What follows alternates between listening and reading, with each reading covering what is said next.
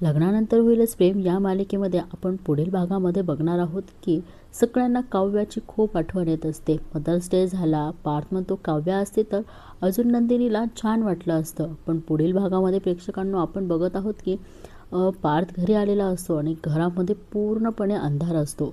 त्यामुळे तो आवाज देतो की मिथुन काका। आवाज दिल्यानंतर तिथे काव्याने लिहिलेलं असतं की बाबा मी आणि आईने तुम्हाला खूप मिस केलं।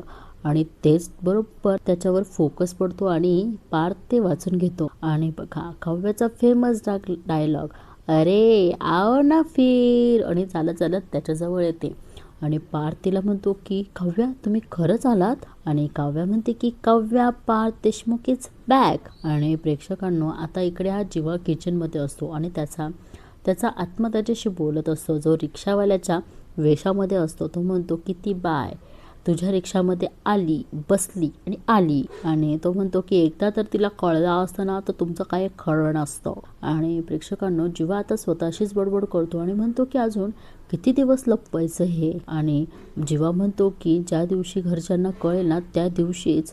तेवढ्यात काव्या तिथे येते आणि म्हणते की कळलं आहेत मला सगळं। आणि काव्या म्हणते की आय एम रोडवर काय झालं ते सगळं कळलं आहेत मला त्याच दिवशी। प्रेक्षकांनो आता ह्या काव्याला नंदिनीचा ॲक्सिडेंट झाल्याबद्दलचं कळलं, पण तिचं मिसकॅरेज झालंय हे मात्र तिला अजून कळालेलं नाही। असो इथेच मालिकेचा एपिसोड संपतो। धन्यवाद।